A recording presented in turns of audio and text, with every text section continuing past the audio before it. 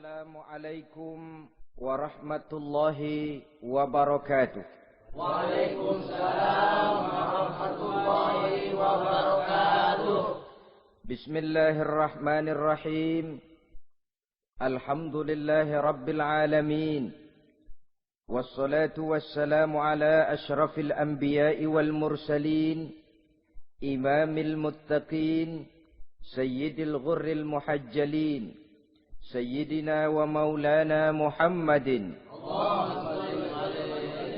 wa ala alihi wa ashabihil mujahidin at-tahirin, amma ba'du.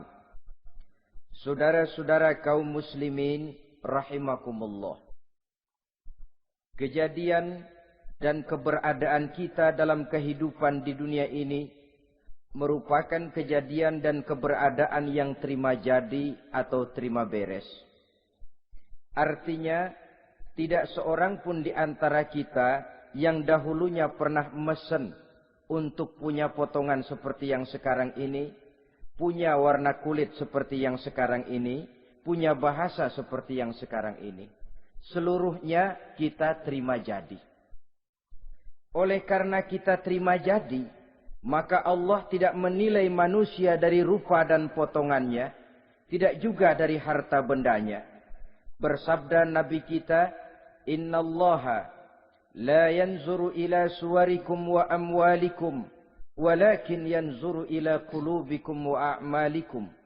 Sesungguhnya Allah subhanahu wa ta'ala tidak melihat potonganmu, tidak melihat harta bendamu, tetapi yang dilihat dan dinilai oleh Allah subhanahu wa ta'ala tidak lain adalah hati dan amal perbuatanmu. Kenapa rupa yang elok, paras yang cantik tidak dijadikan penilaian utama oleh agama? Pertama, karena yang namanya cantik adalah relatif. Tergantung siapa yang memandang. Yang menurut saya cantik, menurut saudara belum tentu cantik. Dan yang menurut saudara cantik, menurut saya mungkin jelek, enggak ketulungan. Oleh karenanya, di kalangan para ahli cinta ada perbedaan pendapat. Sebenarnya cantik yang bikin orang jatuh cinta, atau cinta yang menyebabkan orang jadi cantik. Dua-duanya bisa saja terjadi. Mungkin karena cantik orang lalu jatuh cinta, mungkin sudah kadong cinta biar gempor cantik juga. Tapi yang jelas cantik adalah relatif.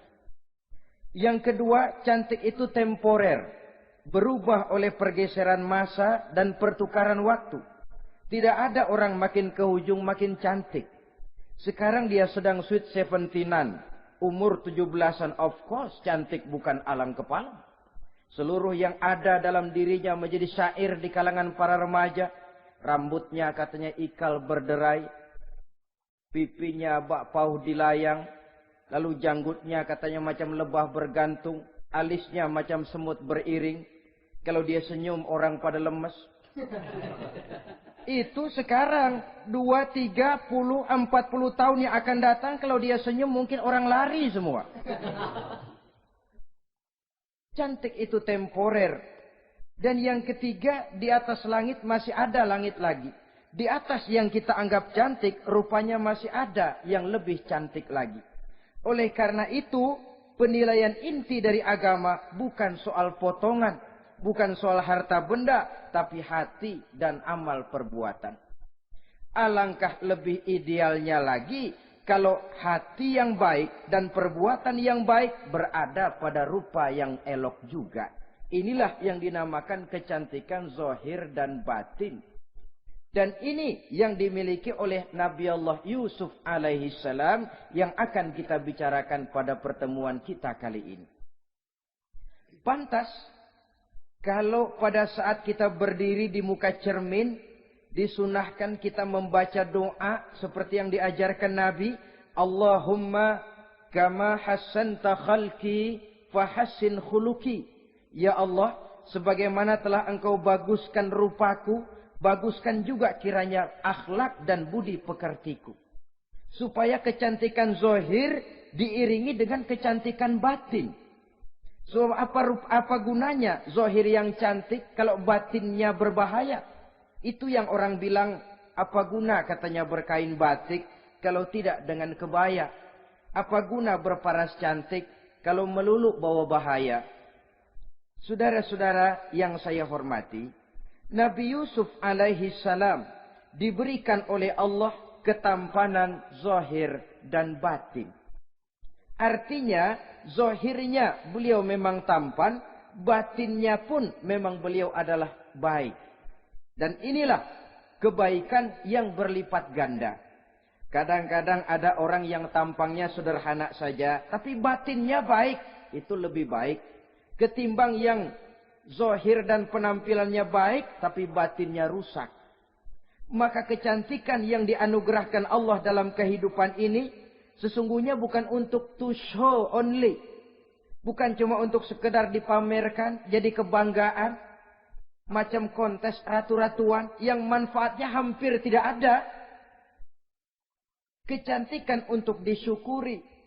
Kecantikan untuk digunakan kepada hal-hal yang bermanfaat sesuai dengan perintah dari yang memberikan kecantikan itu.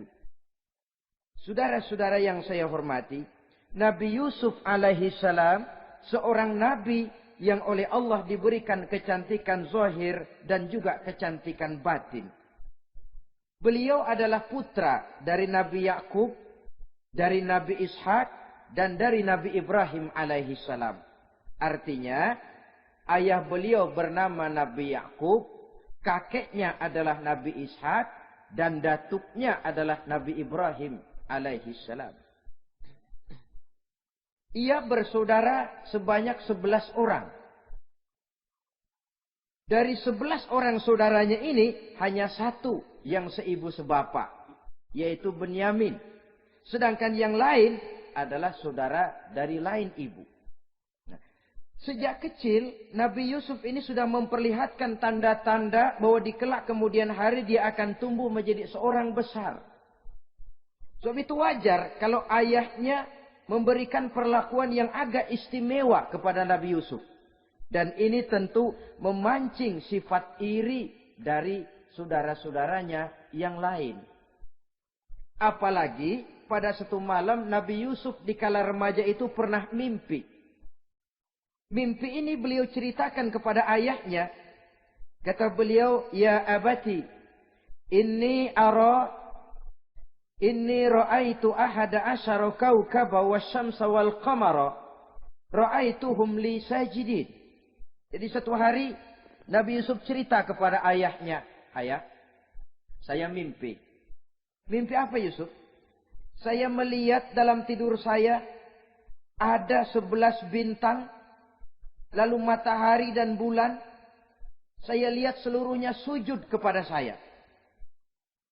Ayahnya mendengar mimpi ini, mengerti takwil. Lalu pesan kepada Nabi Yusuf, "Yusuf, mimpi ini jangan kau ceritakan kepada saudara-saudaramu. Mereka sudah punya pandangan yang tidak baik kepada dirimu. Kalau ini kau ceritakan, mungkin akan membahayakan bagi dirimu."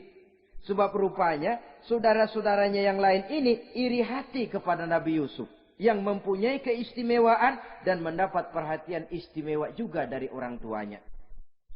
Saudara, kita tahu ini sesuatu yang wajar dalam kehidupan. Pepatah bilang, likulli zi ni'matin mahsudun. Tiap kali kita mendapat suatu nikmat, bakal ada orang yang hasud. Iri hati, dengki. Itu watak kehidupan. Kalau kita jatuh miskin, orang tepuk tangan. Kalau kita jadi kaya, orang tanya berdukun kemana. Wajar saja. Likulli zi ni'matin mahsudun. Tiap kali kita mendapat suatu nikmat, tentu ada yang hasud, ada yang iri, ada yang tidak senang. Begitu juga halnya dengan saudara-saudara Nabi Yusuf alaihi salam. Dan watak iri hati ini tidak cuma tinggal iri hati. Mereka buktikan lewat tindakan konkret. Suatu hari mereka musyawarah, saudara-saudara yang iri ini. Saudara-saudara, bapak kita enggak adil. Masa Yusuf mendapat perlakuan istimewa? Wa nahnu usbah, sedangkan kita ini golongan yang lebih besar. Dari 12 orang anaknya, masa cuma satu Yusuf yang mendapat perlakuan lebih istimewa? Kita ini yang 11 dianggap angin apa? Nggak adil abah kita ini. Iya, tapi caranya bagaimana? Apa kita omelin bapak? Jangan.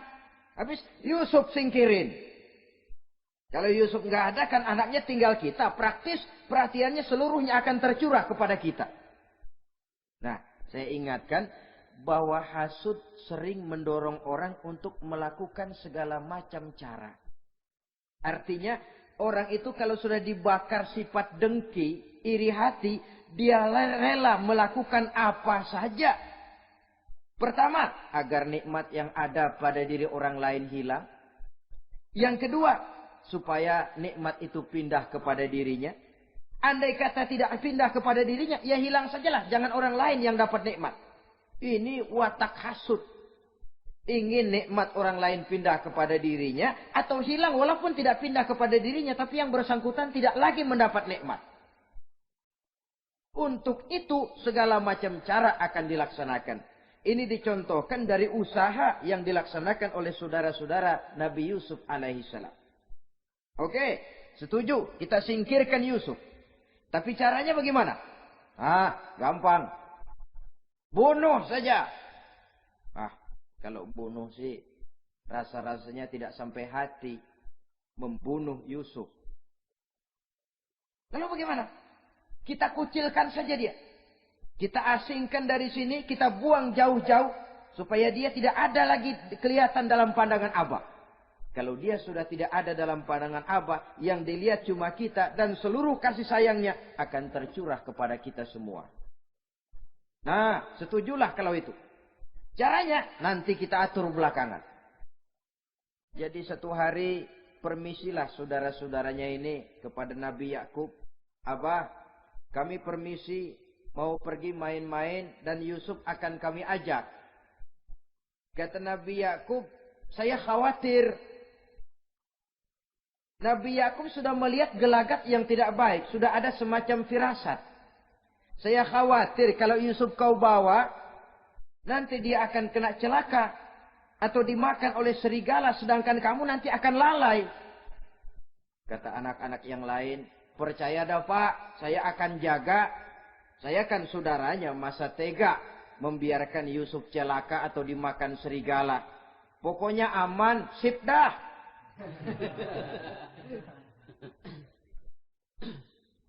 Sampai akhirnya Nabi Yakub mengizinkan. Pergilah 12 bersaudara ini pergi bermain-main. Mula-mula berkejar-kejaran. Yusuf ikut main kejar-kejaran. Lantas buka baju. Yusuf ikut buka baju. Sampai ketika tiba di tepian sebuah sumur tua. Rencana yang sudah disepakati itu dilaksanakan. Nabi Yusuf diangkat beramai-ramai. Digotong lalu dimasukkan, diceburkan ke dalam sumur mati itu. Kemudian baju Nabi Yusuf itu mereka basahi dengan darah kambing. Setelah itu mereka pun pulang menemui Nabi Yakub alaihi salam dengan rasa sedih yang dibikin-bikin. Ini penyakit hasud. Jadi kalau orang hasud kepada kita, begitu kita mendapat kesulitan, dia datang dengan air mata buaya. Belaga sedih, belaga ikut berduka cita, padahal sih hatinya sorak. Padahal batinnya girang bukan main. Pak, saya ikut berduka cita, Pak, saya ikut sedih. Padahal hatinya biar mampus loh. Ini yang dilakukan oleh saudara-saudara Nabi Yusuf. Mereka datang dengan air mata berurai, nangis, Abah. Ketika kami sedang main-main, Abah. Kami lupa, kami tinggalkan Yusuf sendirian. Ketika kami balik, kami cuma mendapati bajunya sudah berlumur darah. Barangkali saudara kami Yusuf dimakan oleh serigala. Nabi Yakub tercenung. Ternyata firasatnya adalah benar. Baju Nabi Yusuf itu yang berlumur darah kambing, buatan saudara-saudaranya yang hasud tadi, diciumi dan dipeluk oleh Nabi Yakub. Kepedihan seorang ayah yang ditinggalkan oleh anak tercintanya. Saudara, adapun Nabi Yusuf alaihi salam tercebur di sumur mati itu. Sampai pada satu hari ada khalifah, ada kafilah niaga dari negeri Madian hendak menuju ke negeri Mesir, lewat di tempat itu. Ketika salah seorang mereka bernama Malik bin Dho'ar hendak mengambil air, timba diturunkan ke dalam sumur. Begitu diangkat, ini air kok berat amat. Makin diangkat, makin berat. Sampai di atas, bukan air, orang isinya. Ada orang di ember. Dia lihat rupanya sangat tampan, elok, cantik. Ini barangkali anak bangsawan ini. Parasnya begini cantik, begini tampan. Ini kalau dijual di Mesir nanti tentu harganya mahal nih. Order nih. Objek. Maka dibawalah Yusuf ini ke negeri Mesir. Setibanya di sana diperjualbelikan sebagai budak belian. Nah, nasib baik rupanya Yusuf ini ketika terjadi pelelangan dibeli oleh seorang pembesar istana, seorang menteri yang bernama Kitfir. Kitfir melihat, ini cantik anak remaja ini. Tampangnya elok, parasnya indah, kelihatannya budi pekertinya pun halus. Kita ambil saja ini, kata Kitfir kepada istrinya Zulaikha. Kita angkat dia jadi anak, siapa tahu nanti dia memberikan manfaat yang besar bagi kita. Baiklah. Dan sejak saat itu Yusuf dipelihara di rumah Kitfir dalam istana yang tinggal bersama istrinya Zulaikha. Menurut satu riwayat 10 tahun lamanya Nabi Yusuf tinggal di tempat Kitfir. Dan selama 10 tahun itu tentu terjadi perkembangan baik jasmaninya maupun rohaninya. Dari anak-anak ia berubah menjadi remaja, lalu meningkat ke arah dewasa. Makin matang kedewasaannya, makin tampan dan elok parasnya. Makin cantik budi pekertinya, ditempa oleh watak kenabian yang disiapkan oleh Allah Subhanahu wa ta'ala. Sehingga tidak heran, ketampanan Nabi Yusuf ini lalu jadi buah bibir di kalangan istana. Tidak cuma anak perempuan bangsawan, tidak cuma istri para penguasa, sampai kepada kelompok orang awam selalu berandai-andai. Kalau saja, andai kata, umpama saya bisa berdampingan dengan Yusuf, kalau saja. Kata-kata kalau saja ini keluar dari perempuan-perempuan yang melihat Yusuf alaihissalam. Dan yang unik, kecantikan Nabi Yusuf itu, kalau dia berdampingan dengan orang yang jelek, si jelek ini ikut sedikit cantik. Biasanya kan kalau ada orang ganteng, duduk berdampingan sama orang jelek, yang ganteng makin kelihatan kegantengannya, yang jelek makin demek. Itu biasanya. Tapi kecantikan Nabi Yusuf ini tidak mengangkat orang lain. Nah, rupanya yang tertarik kepada ketampanan Nabi Yusuf ini tidak cuma perempuan-perempuan lain, juga termasuk Siti Zulaikha, istri daripada Kitfir, yang merupakan ibu angkatnya. Kalau pada mulanya Zulaikha merawat Nabi Yusuf sejak kecil dengan harapan nanti akan membawa manfaat. Setelah dilihatnya makin lama makin tampan, makin lama makin cantik, makin lama makin rupawan. Berubah rupanya rasa kasih sayang seorang ibu menjadi kasih sayang seorang perempuan kepada laki-laki. Dia merindukan saat-saat di mana dia bisa mencurahkan rasa hatinya itu kepada Nabi Yusuf alaihi salam. Hampir-hampir nyaris Zulaikha ini, kalau istilah anak muda barangkali, siang jadi kenangan, malam jadi impian. Kemanapun dia pergi, bayangan Yusuf juga yang selalu menggodanya. Selalu ditunggunya saat-saat yang mungkin untuk dia bisa menyampaikan hasrat hatinya kepada Nabi Yusuf alaihi salam. Dan saat itu pun datang. Satu hari Kitfir harus menghadiri persidangan negara. Rumah besarnya lenggang, para pembantu kebetulan tidak seorang pun ada di dalam. Inilah saat yang ditunggu-tunggu oleh Zulaikha. Keluarlah ia dari kamarnya dengan pakaian yang tipis sewarna dengan warna kulitnya, sehingga pakaian dalamnya nyaris tembus. Dengan langkah yang diatur sedemikian rupa, memancing rangsangan, ia datang menghampiri Yusuf alaihi salam. Lalu dengan suara lemas memelas, ia pun memanggil Yusuf. Ada apa tuanku? Sini yang. Kalau bahasa kita. Melihat mendengar suaranya yang lain dari hari-hari biasa.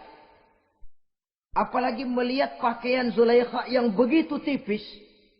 Jantung Nabi Yusuf berdetak sangat cepat. Darah mengalir dengan cepat. Maklum, beliau juga manusia, laki-laki, normal terlepas dari kenabiannya. Jantungnya dak-dik-duk. Kemari Yusuf, sini. Ada apa tuanku? Sudah lama Yusuf. Lama apa tuanku? Saya memendam rindu kepadamu Yusuf. Siang malam engkau juga yang jadi tumpuan harapan saya. Kemanapun saya pergi seakan wajahmu juga yang saya lihat Yusuf. Tidur saya jadi tak nyenyak. Makan saya tak pernah membawa kekenyangan Yusuf. Tidur yang biasanya mendatangkan semangat seolah semuanya pergi meninggalkan saya Yusuf. Hembusan sepoi pagi mengusap bunga merekah dalam taman yang biasanya membawa keindahan. Semuanya telah berganti dengan keindahan wajahmu Yusuf. Sinilah sebentar, penuhi hasrat hati saya. Saya segan tuanku. Segan kenapa Yusuf? Saya tidak mau mengkhianati Tuhan saya yang telah berbuat baik kepada saya. Apakah saya juga tidak pernah berbuat baik kepadamu? Benar, Tuhan juga berbuat baik kepada saya. Tapi pantang saya mengkhianati majikan saya. Yusuf, sekarang kesempatan yang baik. Kitfir, suami saya, sedang menghadiri persidangan penting di negara, di istana. Dan rasanya akan lama dia baru kembali. Sementara para pembantu kita tidak ada di sini. Saya malu tuanku, saya segan. Malu kepada siapa? Tidak ada yang tahu, tidak ada yang lihat. Allah. Saya takut, saya malu kepada Allah tuanku. Padahal kalau menurut ukuran hati, Quran menjelaskan walaqad hammat bihi wa hamma biha. Sebenarnya Zulaikha cinta kepada Yusuf, Yusuf pun senang kepada Zulaikha.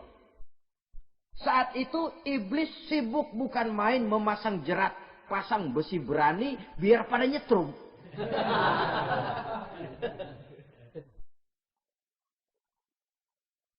Zulaikha senang Yusuf, Yusuf sebenarnya pun secara manusiawi menyenangi Zulaikha. Walaula an ra'a burhana rabbih. Tapi Yusuf ketika itu melihat larangan Allah, peringatan Allah. Seolah-olah dia lihat Allah mengatakan, Yusuf, ini letter S. Dilarang parkir di sini. Menurut satu riwayat, Nabi Yusuf melihat ayahnya, Nabi Yakub melambai-lambaikan tangan menyetop. Seolah-olah melarang dia meneruskan langkahnya. Riwayat lain menjelaskan, seolah-olah Nabi Yusuf dibisiki oleh malaikat Jibril. Yusuf, kalau kamu kalah sekarang, kamu sama saja gajah kemasukan semut di kupingnya terus mati. Tapi kalau kamu menang, kamu adalah gajah yang tidak terkalahkan. Ada gajah mati oleh semut. Alangkah memalukan. Binatang yang begitu besar jatuh hanya oleh binatang yang begitu kecil. Artinya apa? Kau akan jadi orang besar Yusuf. Apakah harus gagal dan jatuh cuma karena bujuk rayu seorang perempuan macam ini? Satu riwayat menjelaskan semacam itu. Sehingga mantap Yusuf. Maaf tuanku. Saya malu kepada manusia. Saya malu kepada majikan. Tapi saya lebih malu lagi kepada Allah. Saat ini majikan tidak tahu. Orang seorang pun tidak ada yang lihat. Tapi Allah pasti lihat. Itu yang saya malu. Ah Yusuf. Jangan sok kalem Sob. Mumpung situasi mengizinkan. Mubazir nih. Zulaikha pun berangkat pergi ke tempat pembaringan. Ke tempat tidur. Lalu dengan pose yang merangsang. Aduhai. Melambai-lambaikan tangannya. Hai talak. Yusuf sini. Yusuf kemari. Nabi Yusuf dipelihara oleh Allah. Ketika Nabi Yusuf tetap menampakkan keengganannya, Zulaikha jadi berang. Ya namanya istri pembesar ditolak oleh anak muda yang menurut penilaian dia nggak ada apa-apanya. Lu kan kecemplung di sumur, gua pungutin. Cuma sekedar segini aja nggak mau nurutin. Kebangetan amat. Bukan Zulaikha kalau nggak nekat. Dia bangun dari pembaringannya. Gemes. Dia hampiri Yusuf. Kalau cara kita diunyeng Yusuf itu. Dipaksa. Nabi Yusuf berlari ke arah pintu. Ditarik bajunya dari belakang oleh Zulaikha. Sobek belakang bajunya ini. Begitu baju sobek. Pintu terbuka. Kitfir suami Zulaikha datang. Orang Arab bilang yumsak mablul. Ketangkep basah. Ketangkep basah. Merah pada muka Zulaikha. Sementara Kitfir pun matanya merah. Tapi Nabi Yusuf tenang-tenang saja. Ya wong nggak salah. Tenang-tenang saja Nabi Yusuf. Bukan tenang karena pengalaman. Tenang karena memang tidak berbuat yang negatif. Kadang-kadang ada juga yang tenang tapi pengalaman. Oh buaya itu. Sudah ketahuan kepentok, ketangkep hansip, anteng aja. Itu bukan nggak salah, badak. Nabi Yusuf tenang karena memang tidak berbuat salah apapun. Nabi Yusuf tenang karena yakin dirinya benar. Sehingga mantap menghadapi kedatangan Kitfir yang sangat tiba-tiba itu. Adapun Zulaikha ketika melihat suaminya berdiri di muka pintu, cepat-cepat dia berubah siasat. Inilah salah satu kelihayan makhluk bernama perempuan. Dia pandai bersalin rupa, dia pandai bermain minyak di atas air. Melihat suaminya datang, roman mukanya pun menjadi sedih. Air mata berurai membasahi pipi. Papa katanya. Apa balasan bagi orang yang mau menistakan istri papa? Maksudmu apa Zulaikha? Yusuf gile. Dia mencari kesempatan dalam kesempitan. Dia mau menodai kehormatan saya. Dia hendak memperkosa saya. Kata Nabi Yusuf, bukan saya, Tuan. Saya enggak. Yang benar Yusuf, enggak. Zulaikha yang memaksa saya. Betul Zulaikha, tidak. Yusuf yang memaksa saya. Sampai akhirnya salah seorang dari isi rumah itu memberikan jalan keluar. Tuan Kitfir, begini saja. Sulit memang untuk dilacak kebenarannya. Cuma periksa saja baju Yusuf. Kalau bajunya sobek di belakang, Yusuf benar. Zulaikha salah. Kalau baju Yusuf sobeknya di depan, Zulaikha yang benar. Yusuf yang salah. Nah, apa artinya itu? Kalau bajunya sobek di belakang kan artinya Yusuf kabur ditarik dari belakang. Tapi kalau bajunya sobek di depan, itu artinya Zulaikha nyakar-nyakarin baju Yusuf dari depan. Lihat saja. Pokoknya kalau bajunya sobek di belakang, Yusuf benar, Zulaikha salah. Kalau baju Yusuf sobek di depan, Yusuf salah, Zulaikha benar. Ketika diperiksa, dicek bajunya, betul sobek di belakang. Artinya, Yusuf benar, Zulaikha yang salah. Kata Kitfir, Zulaikha, jelas sudah bagaimana kejadian yang sebenarnya. Oleh karena itu, bertaubatlah kamu kepada Allah. Dan kau Yusuf, jangan ceritakan peristiwa aib ini kepada siapapun. Untuk menjaga nama baik kita bersama. Baik, Tuan. Saudara-saudara kaum muslimin yang saya hormati. Tapi ya bagaimana? Serapi-rapinya menyimpan barang busuk, toh akhirnya tercium juga. Gosip ini akhirnya tersiar di mana-mana, terutama di kalangan para pembesar. Sehingga kalau kumpul para istri pejabat, Zulaikha jadi bahan gunjingan. Kan main bini menteri demen sama budaknya. Nggak salah apa tuh? Jadi bahan ejekan. Ya sebab tentu ukuran mereka yang belum pernah ngelihat Yusuf, kalau duren ketemu duren dong. Masa duren ketemu ketimun ya bonyok.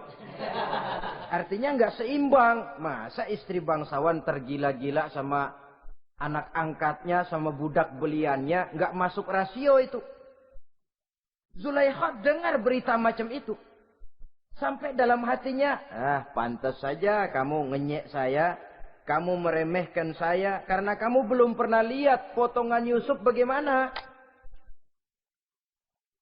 Akhirnya, dalam hati Siti Zulaikha ini timbul semacam dendam. Suatu saat, gua kerjain lo. Caranya gimana? Satu hari, para istri bangsawan ini diundang ke tempat Siti Zulaikha. Duduk di satu ruangan luas. Setelah duduk, dihidangkan makanan. Makanannya aneh. Cuma buah sama pisau. Ketika buah dan pisau sudah siap, satu orang satu. Ketika mereka sedang mengupas buah itu, Zulaikha berkata kepada Nabi Yusuf, Yusuf, kau jalan dari sini ke sana, melintas. Kayak peragawati gitu. Untuk apa, Tuan? Pokoknya jalan aja dah. Nabi Yusuf jalan. Sejak beliau melangkah ke ruangan itu, semua mata perempuan-perempuan bangsawan yang lagi ngupas buah, semuanya tertuju kepada Yusuf. Ada yang matanya emang belok, makin belok. Ada yang ngeliatin campur mulutnya menganga. Apa kata mereka? Falamma ra'ainahu akbarnahu wa qatta'na aydiyahunna wa qulna hasya lillah ma hadza bashar in hadza illa malakun karim. Falamma ra'ainahu, ketika perempuan-perempuan itu melihat Yusuf, akbarnahu, mereka agungkan Yusuf. Wa qulna hasya lillah, mereka bilang, ini sih bukan orang nih. Ini malaikat nih. Bukan orang. Nah, orang segini cakepnya. Artinya belum pernah mereka lihat paras yang secantik dan setampan itu. Akibatnya apa? Nggak berasa mau motong buah keiris tangan. Rata-rata perempuan yang ada di situ, tangannya pada luka. Kenapa? Mau motong buah, mata kemana, mulut kemana. Tangan kepotong. Melihat itu semua, Zulaikha puas. Nah, kamu baru melihat sekejap. Bagaimana saya yang siang malam melihat Yusuf? Bagaimana saya yang tiap saat hidup bersamanya? Bagaimana saya nggak merindukan dia? Ente yang baru pernah melihat sekelebatan udah motong tangan. Saya yang tiap hari sama-sama dia nggak celeng juga udah pantas. Saudara-saudara kaum muslimin yang saya hormati. Akhirnya untuk menjaga nama baik keseluruhannya, Nabi Yusuf pun mengalah. Karena berita ini sudah tersiar, Yusuf dipojokkan, tidak cuma sekedar dipojokkan, beliau dimasukkan ke dalam penjara. Tapi apa kata beliau? Rabbi sijnu ahabbu ilayya mimma yad'unani ilai. Ya Allah, kalau memang karena resiko penolakan saya terhadap ajakan Zulaikha menyebabkan saya harus masuk penjara, penjara lebih saya sukai, penjara lebih saya cintai ketimbang ikut kemauan Zulaikha. Saudara-saudara, kadang-kadang kita berpikir, kalau kesempatan itu datang kepada kita, mampukah kita menjatuhkan pilihan seperti pilihan Nabi Yusuf ini? Lebih baik penjara ketimbang mengikuti bujuk rayu perempuan untuk melakukan perbuatan yang menyeleweng ini. Ini yang dipilih oleh Nabi Yusuf. Tegar. Kalau memang sebagai resikonya saya harus masuk penjara, penjara lebih saya cintai, penjara lebih saya suka daripada mengikuti bujukan Zulaikha. Teguh karena suatu prinsip.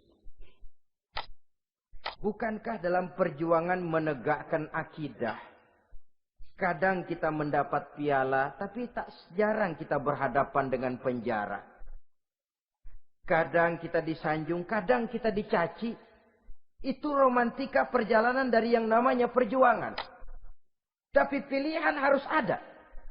Ketimbang ikut bujuk rayu perempuan yang mengajak melakukan perbuatan serong, penjara lebih saya cintai.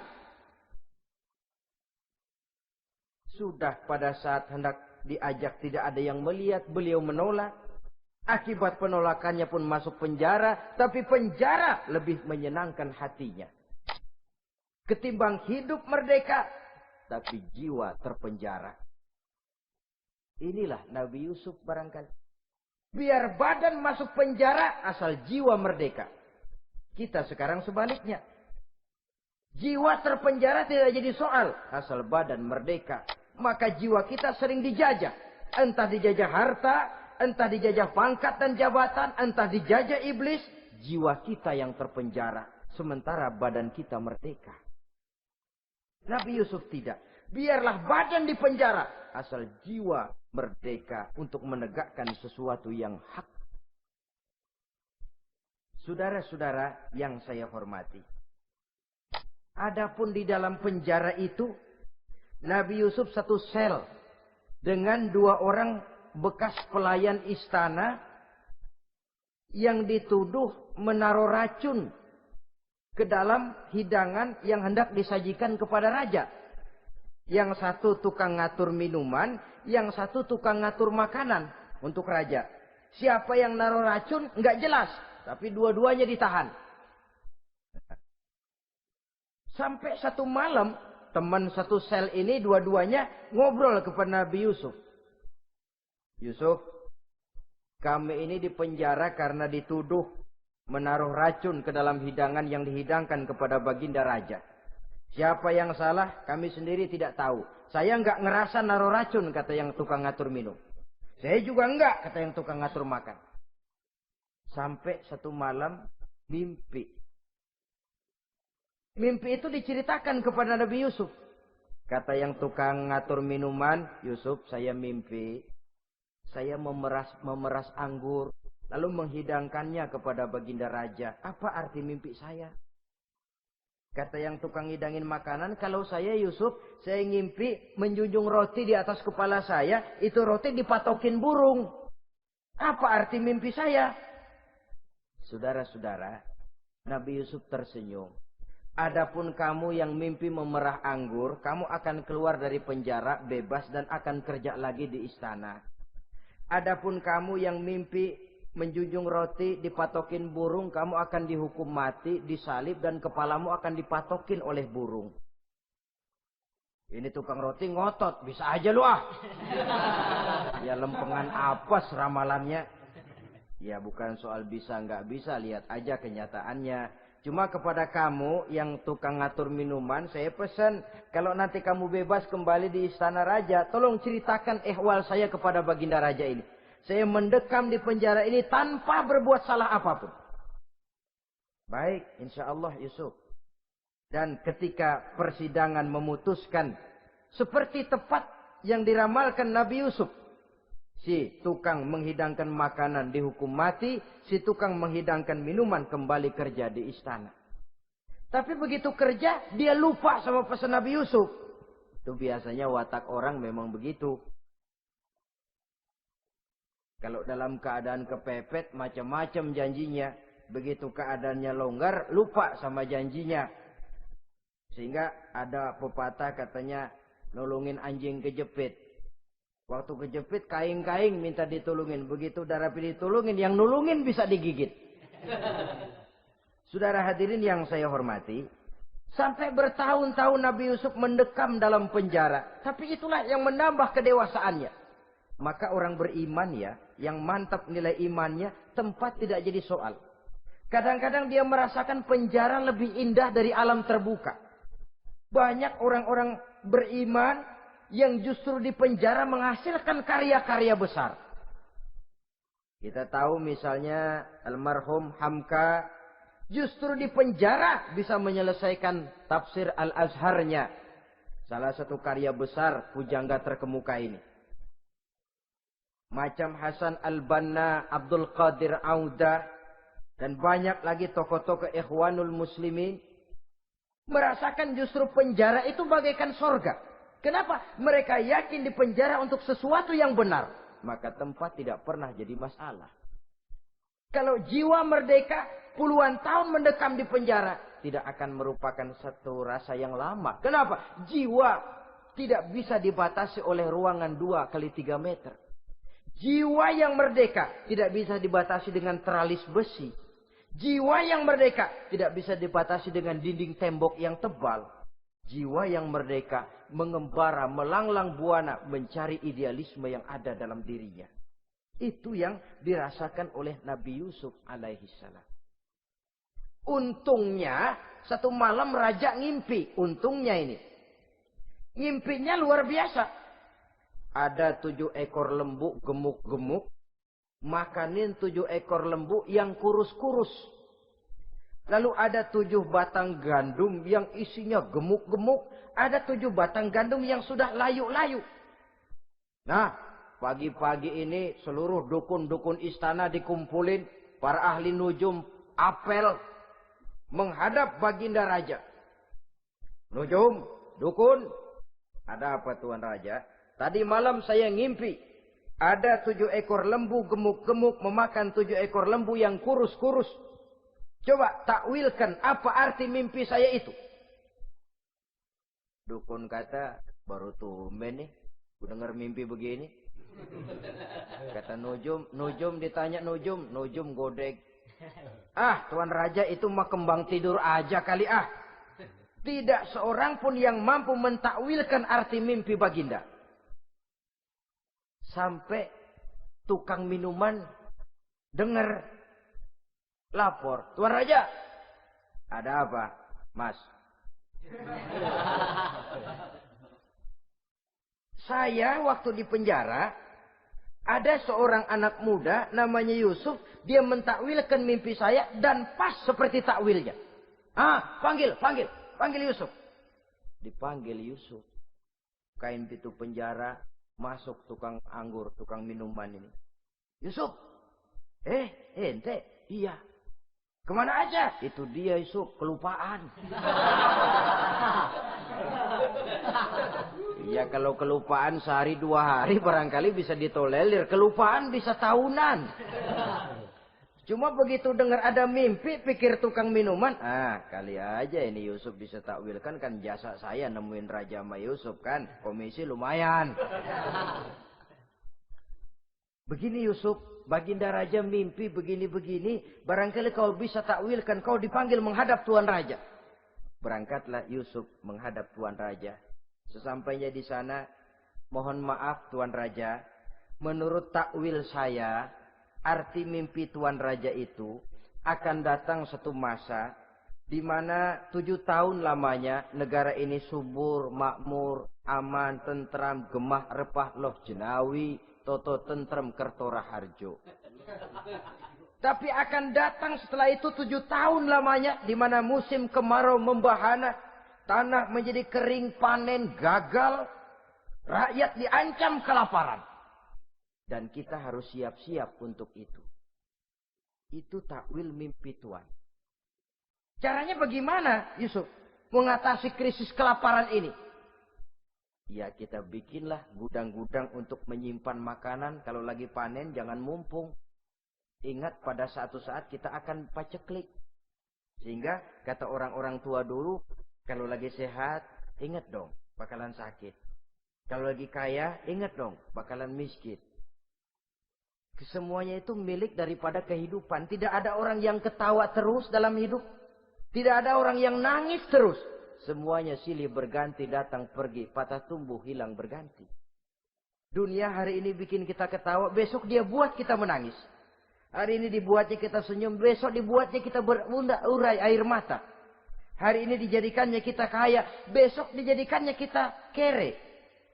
Pantas kalau orang bilang, wamal hayatud dunya, Allah mengatakan wamal hayatud dunya illa lahwun wa la'ib.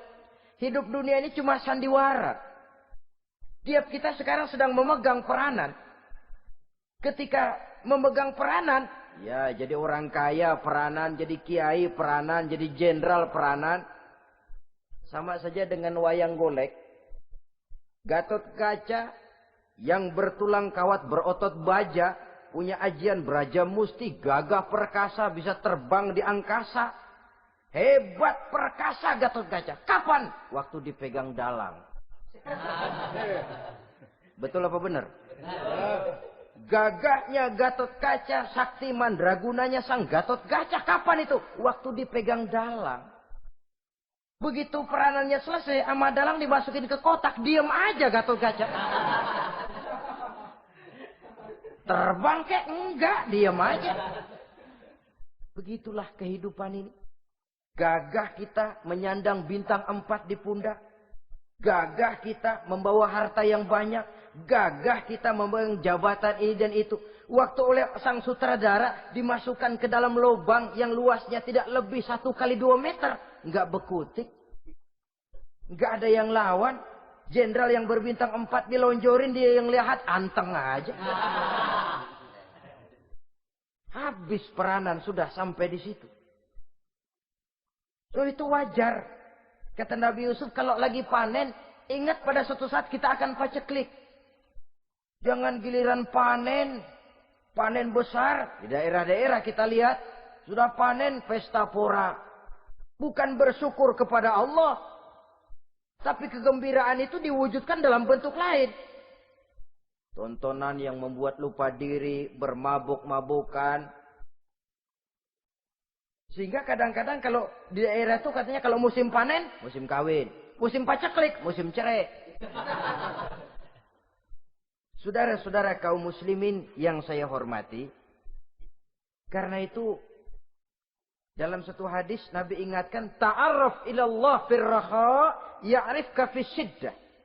Ingatlah kepada Allah di waktu kamu senang, supaya Allah ingat kepadamu waktu kamu susah. Kalau waktu senang kita lupa kepada Allah, ya wajar. Kalau waktu susah Allah juga lupain kita. Dalam terjemahannya dengan kehidupan beragama, wa man a'rada an zikri fa inna lahu ma'isyatan dhanka wa nahsyuruhu yaumal qiyamati a'ma. Siapa yang berpaling daripada peringatanku, kata Allah, aku akan berikan dia penghidupan dan kehidupan yang sempit. Sempit itu apa lalu tidak punya duit? Punya duit. Apa tidak punya harta? Banyak harta. Tapi banyaknya harta, tumpukan duit tidak membuat hatinya makin luas. Tidak membuat hidupnya makin lapang. Sempit, sempit, dan sempit. Itu azab. Yang paling celaka, wa nahsyuruhu yaumal qiyamati a'ma. Di akhirat kami kumpulkan dia bersama orang-orang buta. Allahu Akbar. Di padang mahsyar, dikala orang sibuk, pusing dengan urusan masing-masing, buta lagi. Yang enggak buta aja pusing.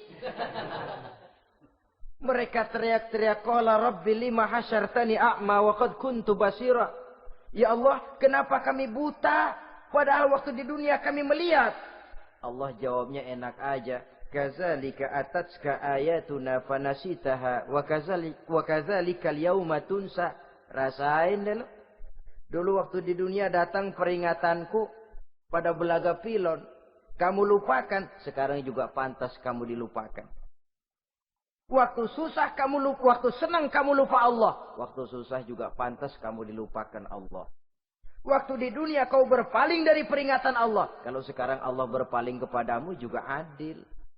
Walaupun kalau Allah mau tidak berpaling juga adil. Sebab Allah itu mutlak. Tidak ada yang membatasi apa yang dimaui oleh Allah. Saudara-saudara kaum muslimin, itu pesan Nabi Yusuf. Bikin gudang yang besar, simpan bahan makanan untuk persediaan musim kemarau. Kalau begitu sekalian aja deh Yusuf. Sekalian bagaimana Tuan Raja? Kau saya angkat jadi menteri urusan makanan dan urusan kemakmuran. Tuan Raja, apa enggak terburu-buru? Kau bisa mentakwilkan mimpi saya, bahkan kau bisa mencari jalan keluar. Ini sudah sesuatu yang menguntungkan Yusuf. Mencari jalan keluar ini pemikiran yang menteri saya belum bisa berpikir kayak kamu. Sudah, kau pegang jabatan ini. Nabi Yusuf tidak minta